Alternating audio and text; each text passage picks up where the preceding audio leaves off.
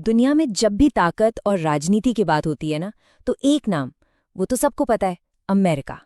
और जब बात आती है तेल की, तो एक और देश का नाम उभर कर आता है, दक्षिण अमेरिका का वेनेजुएला। अब इन दोनों के बीच जो टकराव है, उसकी कहानी बहुत लंबी है। इसमें तेल भी है, सत्ता भी है और सब कुछ कंट्रोल करने की होड़ भी।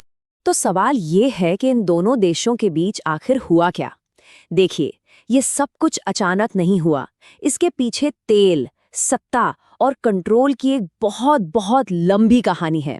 तो चलिए आज इसी को समझते हैं कि वेनेजुएला और अमेरिका के बीच असल में हुआ क्या था, और सबसे जरूरी बात, इसकी कीमत आम लोगों को कैसे चुकानी पड़ी। तो कहानी की शुरुआत होती है वेनेजुएला की उस चीज से जो उसके लिए एक वरदान भी है और एक अभिशाप भी, और वो है उसका विशाल तेल भंडार। आप सोचिए, वेनेजुएला के पास दुनिया का सबसे बड़ा, जी हाँ नंबर 1 सबसे बड़ा तेल भंडार है। अब जाहिर सी बात है, इतना सारा तेल हो तो दुनिया के बड़े बड़े देशों की नज़र तो उस पर रहेगी ही। और एक जमाना था जब इसी तेल की वजह से वेनेजुएला एक बहुत अमीर देश हुआ करता था। वहाँ के लोगों को क्या कुछ नहीं मिलता था। मुफ्त इलाज, मुफ्त पढ़ाई और पेट्रोल तो इतना सस्ता कि आप यकीन नहीं करेंगे। लेकिन फिर कहानी में एक बड़ा मोड़ आया।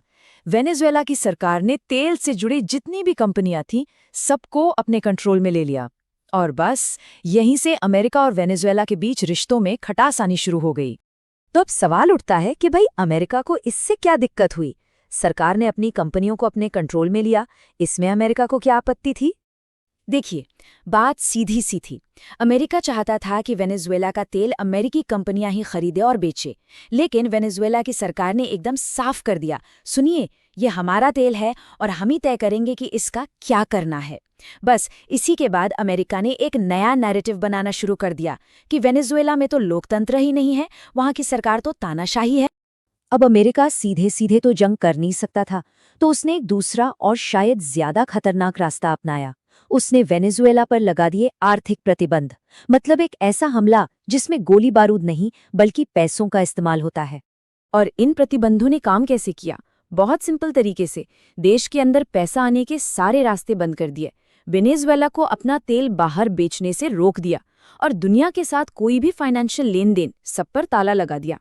तो सोचिए, जब एक देश की पूरी अर्थव्यवस्था को इस तरह से जकड़ लिया जाए तो इसका सबसे बुरा असर किस पर पड़ता है? सरकार पर तो जो पड़ा सो पड़ा, लेकिन इसकी असली कीमत चुकाई वहां के आम लोगों ने। देश एक बहुत बड़े संकट में फंस गया। अब जरा सोचकर देखिए, जिस देश के पास दुनिया का सबसे ज्यादा तेल है, वहीं पर पेट्रोल के लिए लंबी लंबी लाइनें लग गईं, दुकानों की अलमारियां खाली हो गईं, खाना मिलना मुश्किल हो गया, अस्पतालों में दवाइयां खत्म और लोग भूख से तड़पने लगे। हालात इतने खराब हो गए कि लाखों, जी हाँ, लाखों लोगों को अपना ही देश छोड़कर दूसरे देशों में शरण लेने के लिए मजबूर होना पड़ा। और इस पूरी तबाही के बीच ब्लेम गेम चलता रहा।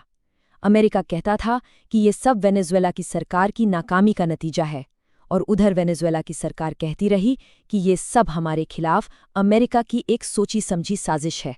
लेकिन कहानी यहीं खत्म नहीं हुई। अमेरिका ने इसके बाद एक और बड़ा कदम उठाया। साल 2019 में अमेरिका ने एक ऐसा काम किया जो बहुत कम देखने को मिलता है। उसने वेनेजुएला के चुने हुए राष्ट्रपति निकोलस मदुरो को राष्ट्रपति मानने से ही इनकार कर दिया। इतना ही नहीं, वॉशिंगटन ने एक दूसरे विपक्षी नेता को वेनेजुएला का असली वैध राष्ट्रपति घोषित कर दिया। अब ये तो किसी भी देश के लिए अपने अंदरूनी मामलों में एक सीधा दखल था, और वेनेजुएला ने भी इसे ऐसे ही देखा। और जैसे ही ये हुआ, दुनिया के दूसरे बड़े खिलाड़ी भी इस खेल में कूद पड़े। रूस और चीन खुलकर वेनेजुएला की सरकार के साथ आकर खड़े हो गए। तो इतना सब कुछ होने के बाद आज क्या हालात हैं? क्या सब कुछ ठीक हो गया? देखिए, आज भी वेनेजुएला पर वो आर्थिक प्रतिबंध लगे हुए हैं। हाँ, ये बात सच है कि पिछले कुछ समय में दोनों देशों के रिश्तों में थोड़ी सी नरमी जरूर आई है, लेकिन स्थिति अभी भी पूरी तरह से सुलझी नहीं है।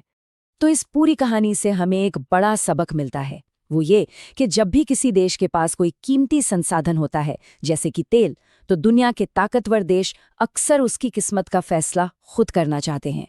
एक बात तो साफ है, जहां तेल है वहां राजनीति तो होगी ही। और जहां इस तरह की राजनीति होती है वहां पिसता हमेशा आम इंसान ही है। नमस्ते दोस्तों, कृपया हमारे चैनल को सब्सक्राइब करें। धन्यवाद।